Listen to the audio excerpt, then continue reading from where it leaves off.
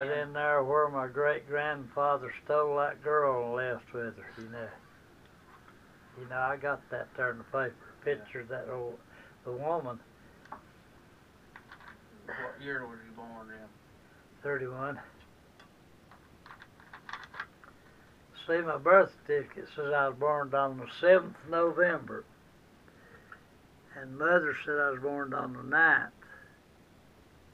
See, back then,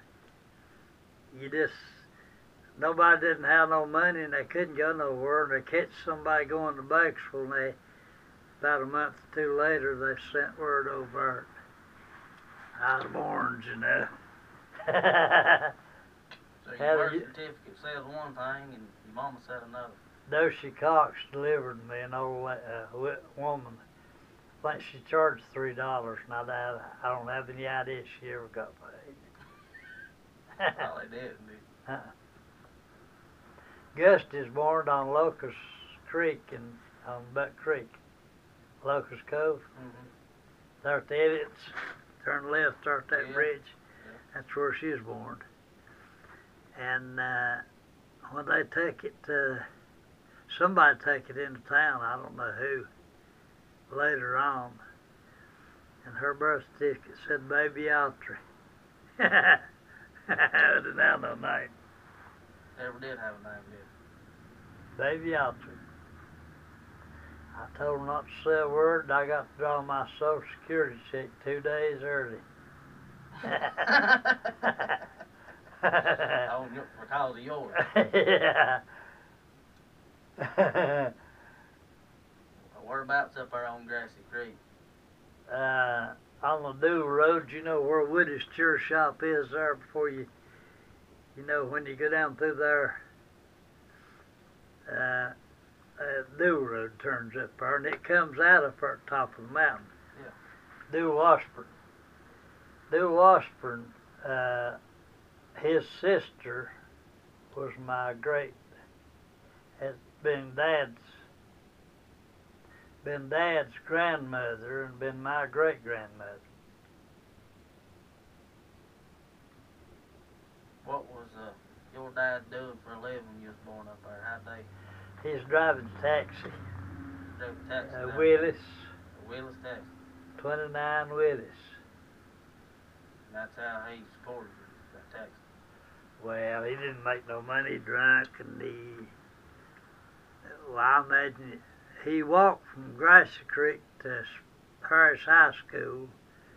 That was about 3 or 4 miles, 5 miles. Every morning, and got the school bus. See, the depression was on, and there wasn't nobody had any money. And he'd go pick up the kids, bring them back to the school, and then he'd walk over town and see if he'd get anything, clean up trash or do anything for a quarter or nickel or whatever he'd get. And then in the evening, he'd go pick up the kids, take the kids back home, bring the bus back. He had to leave the bus sitting there. Walk from there to Grassy Creek. Walk back the next morning and do it again. $15 a month. 50 cents a day. You done survived on that. Huh? You done survived on that. Yeah, I don't know how we done it. I mean, we didn't have that. What kind of little place was that you growed up in? This little old... It's an old store building. Dad rented there where he turned up. It's what says that sign on it now says Woody's Cure Shop. Yeah. But it's that old store building, and you go up the Dual Road just a little bit, and Aunt Beauty Bird lived there. The old lady lived. She raised a Paul Hammett. I don't know where he come from, but somehow or another she raised him, and she was an old lady that lived by herself. And then Mother turned right off of the bank and go down there to Uncle Arthur Woody's old mill, where they had a water wheel. Yeah. There's a spring down there. She had to carry water from there back up the hill and down to that store. I guess your mama stayed home and looked after y'all. Yeah, she didn't work nowhere. Wasn't nothing to do. I guess you planted in his own garden and stuff like that? Never had a garden. Grandpa Bryant's had a garden, but Dad never did have a garden. Not till after he got old. He could have. Just drove out taxiing. Well, he could have. He could have had the garden and raised a pig, and there's a lot of things you could have done, but he didn't.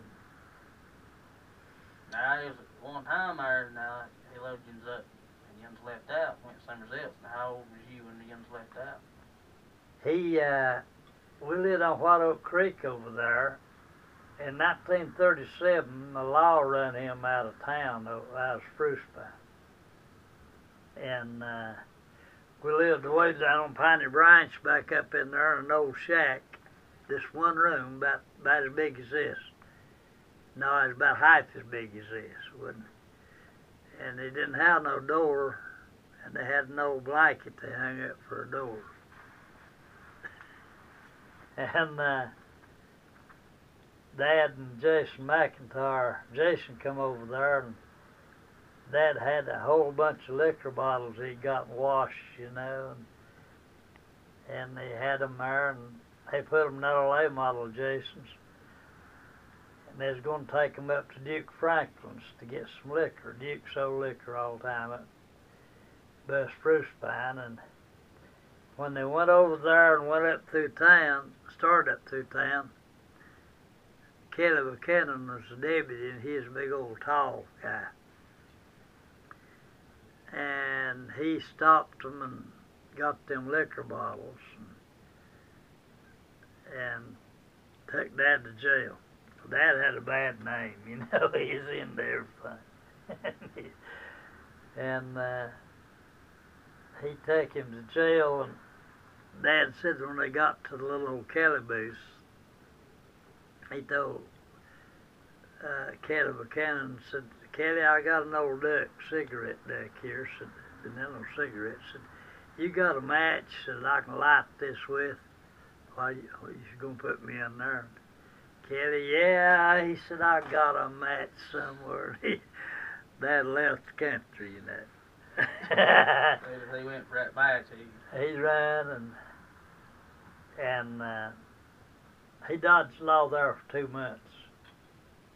They hid out in the woods and stuff. Yeah, he hid out in the woods. You telling me that. Mom would cook something, and he'd slip into the night and get him a bite to eat. And the railroad come up there by the side of the road. Mom would walk down there and walk up the road to town, and Dad would walk up the railroad to town. He just right there blowing. And he went to Virginia, and he moved us in. He sent back money for us to come out there. And see, I was 6 years old. How many brothers do you have at that time? Me and Hubert. That was it then. Yeah. And we went out there, and he moved us down the swamps, way down in there, in an old Civil War house that didn't have no doors and windows in it. And he's cutting timber. He's cutting pulpwood with a bunch of niggers.